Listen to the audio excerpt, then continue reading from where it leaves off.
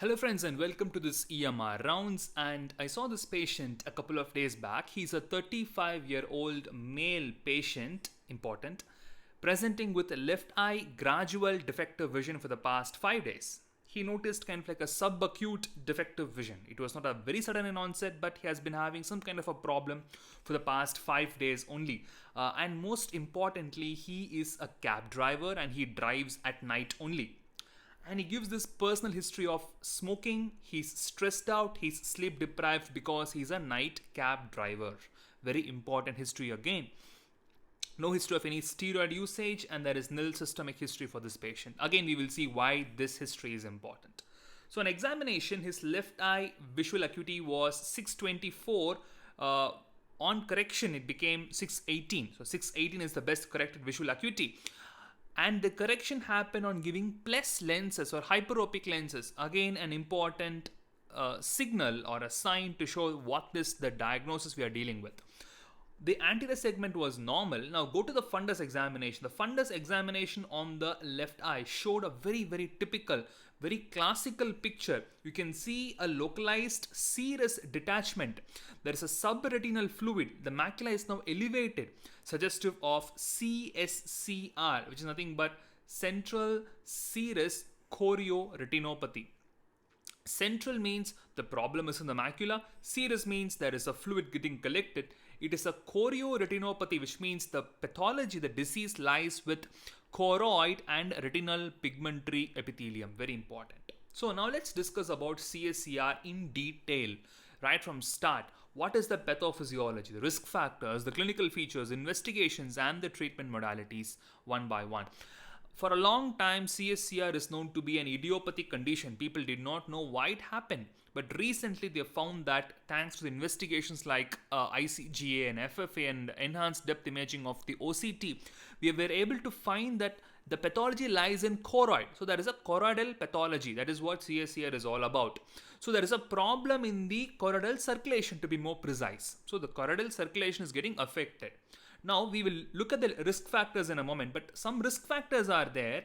These risk factors are going to cause this choroidal circulation to lose its auto-regulation.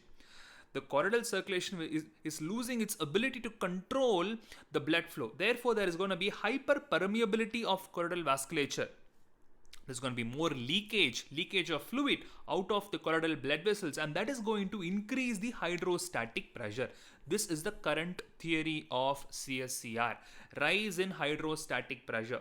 So what happens when the choroidal blood vessels are going to have hyperpermeability? There is more of hydrostatic pressure, so fluid is going to leak. So fluid is going to collect between the choroid and between the retinal pigmentary epithelium as a pigmentary epithelial detachment, or PED. Okay. Now later what happens, as there is going to be a secondary RPE dysfunction, there is going to be leaks within the RPE. So the barrier function is going to be lost because of the choroidal hyperpermeability, as a result of which there is going to be fluid getting collected between the neurosensory retina and the RPE, like this. So now we have fluid getting collected between the neurosensory retina and the RPE. As you all know, neurosensory retina and RP together is what called as retina in toto.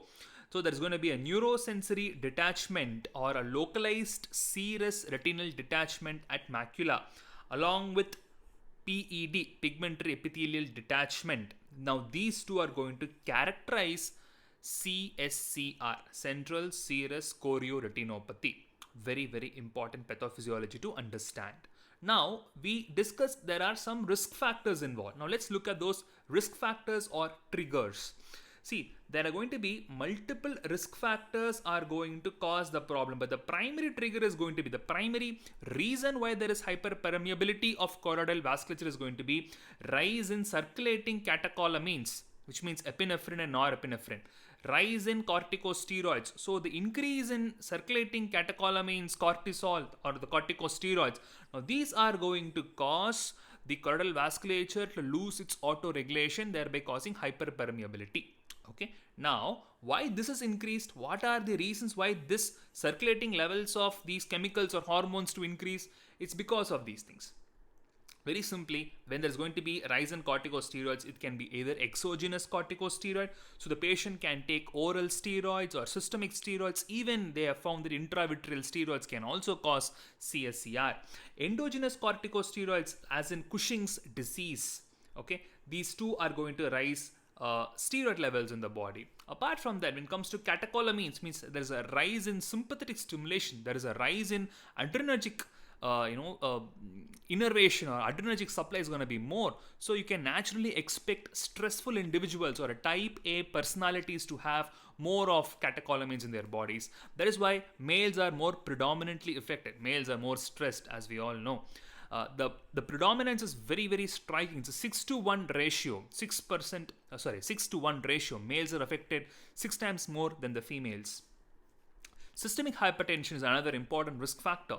Obstructive sleep apnea is again another important risk factor which can cause rise in stressful levels. Medicines, especially psychosomatic medications, psychiatric medications, and sildenafil citrate Viagra can also increase the risk of CSCR.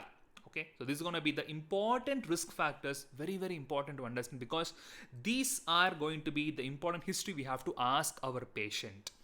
Now, what happens? To summarize, steroids, sleep apnea, stress, systemic hypertension, and male sex are going to increase the sympathetic supply, sympathetic innervation in the body, thereby causing CSCR, which is nothing but a serous detachment at macula. So this is going to be the brief pathophysiology. Now we have discussed about the pathophysiology, discussed about the important risk factors which you have to ask in history. Now coming to clinical features. It's very, very simple, very, very straightforward. Now let's look at the symptoms. Since CSCR is going to involve the macula, you will have a central loss of vision. So any macular pathology can obstruct the central field of view. Very important point to understand.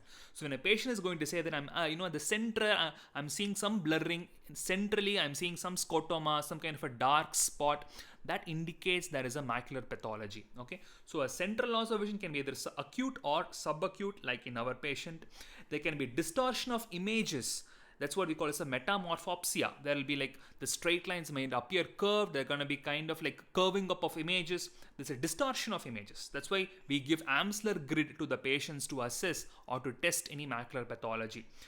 Most importantly, there's going to be minification of images or micropsia. The patients might complain, or the images appearing smaller. The central dark spot, like I just mentioned, it's called positive scotoma, is another important symptom in these patients. Now come to the signs. Apart from these signs, what we could interpret from the patient, there can be loss of color saturation, there can be loss of contrast sensitivity, and very interestingly, there will be an improvement on plus lenses.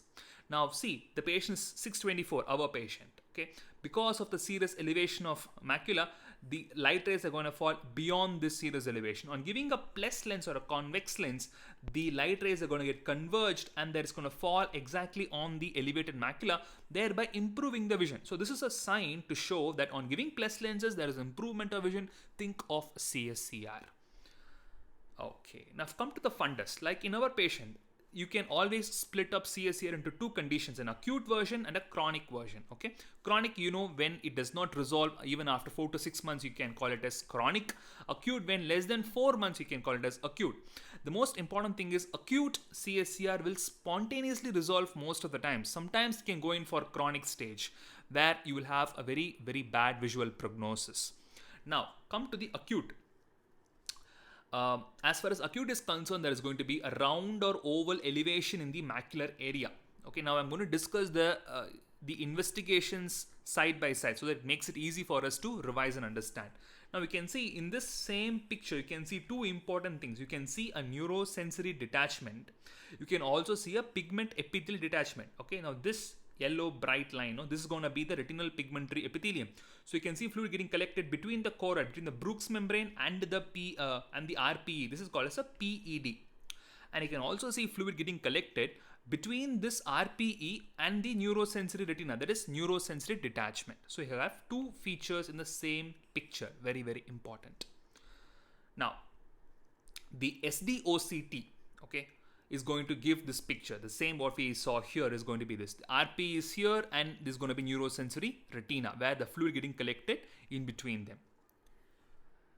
Sometimes you can expect subretinal fibrin. most of the times that subretinal fluid what is getting collected here will be clear, but at times because of increase in the protein content of subretinal fluid, it can form like a fibrin, kind of like an yellowish deposit. Subretinal fibrin can be another feature in acute CSCR. This can kind of compress or coalesce together. That can be a feature in the chronic CSCR as well. Now quickly coming to the FFA finding, very very important. See, what I said in the pathophysiology is that there can be an RPE leak. A leak in the RPE is going to cause fluid to collect between the RPE and the neurosensory retina. Now, on FFA, you will see this RPE leak. So what happens? There's going to be pooling of subretinal fluid in the subretinal space. So the dye will get collected here. Okay. So when the dye is going to leak through the RPE, that is going to first form like a dot, or what we call as an ink blot. Okay. Slowly what happens as this dye is going to move around in the subretinal space, it is going to give this appearance of a tree-shaped or a mushroom-shaped feature on the FFA. This is what we call as a smoke stack. So slowly, like an something like a blushing or something like blooming.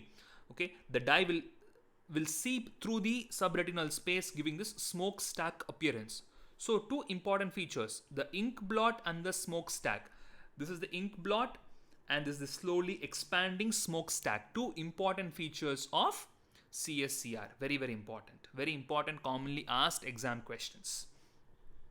Now let's come to fundus. Picture of the chronic CSCR. The contrasting feature with the acute is acute can be unilateral, but chronic can be bilateral most of the times. And most importantly, chronic CSCR can have a very poor visual prognosis. Why? Because chronic means the RPE is affected. There's a diffuse RPE disease or diffuse retinal pigmentary epitheliopathy is going to be the reason why you have this problem. So when I mean diffuse RPE disease, I mean it can be an RPE atrophy. There can be an atrophy or degeneration of the RPE. Sometimes it can lead to formation of RPE tracts. Okay, and what is sequelae of this chronic CSCR? Because of the chronicity, there can be cystoid spaces forming in the intraretinal region, what we call as chronic cystoid macular edema. Sometimes because of the RP getting thinned, you can have new vessels are going to form from the choroid, kind of blooming into the retina, what we call as a secondary CNVM. Very, very important. CNVM means choroidal neovascular membrane. We will study later that CNVM can be a very important differential diagnosis for CSCR, but CSCR chronically can lead on to secondary CNVMs as well. Now this is going to be the photograph showing the chronic CSCR. Very, very difficult to find. It's very easy to miss. Very subtle RPE alterations or mottling on FFA showing the window defect suggestive of RPE atrophy. Very easy to miss, but whenever you look at a patient with an RPE changes, some kind of a abnormality in the macula, it is good to refer to a retina specialist or take an OCT or an FFA to look for chronic CSCR. Bullous CSCR, just for completion's sake, is a variant and it's an atypical CSCR, unlikely to present often, but it's kind of rare. But you will see a shifting fluid here, kind of a large bullous detachment, bullous RD, you can note it. This shifting fluid is a very important sign in bullous CSCR. Now we have completed the pathophysiology, clinical features, and we kind of investigated everything in detail. We looked at the FFA, we looked at the OCT pictures. Now let's summarize investigations. So investigations can be either ocular or systemic. In systemic, always investigate for the causes. Look for any high cortisol levels in the body. Check for Cushing's disorder. Check for any exogenous or endogenous rise in steroid levels. Very important to investigate these patients from a systemic perspective. As far as ocular investigations are concerned, very simple and straightforward. The first line is going to be OCT. OCT, especially EDI, enhanced depth imaging of OCT, will give us neurosensory detachment, can give us PED or pigment epithelial detachment, can give subretinal fibrin also in the photographs. Very important. OCT is going to be the first line. This EDI OCT has proved that it's going to be a choroidal pathology rather than a retinal pathology. So rise in choroidal thickness is what they have found in EDI OCT. Very, very important. And that is why CSCR has been clubbed in this spectrum of diseases called as pachychoroid disease. Pachy means thickened. So thickened choroid diseases. And what are the pachychoroid diseases? It is CSCR, PCV or polypoidal choroidal vasculopathy, CNV, choroidal neovascular membrane. So these three are going to be the pachychoroid diseases. Very, very important. And now we know that it is a choroidal pathology. So it is always important to tell in exams or elsewhere that ICGA is a very, very important investigation modality for choroidal pathology. Okay, so what is ICGA? It's indocyanine green angiography, okay, which is going to pick up choroidal diseases better when compared to an OCT. Now, FFA, fundus fluorescence angiography, is going to give two important features. One is ink blot, second is going to be smoke stat. Never forget. FAF, fundus autofluorescence, also has a role. Now, this is what the investigations in brief. Now, I've come to treatment aspect. Treatment is very controversial because for a long time it kind of resolved on its own. People are trying very, very different variety of treatments. But currently we have set some standards. Now, as far as treatment is concerned, observation is going to be one of the preferred approaches because we all know acute CSCRs can spontaneously resolve. Now, I've come to the medical management of CSCR.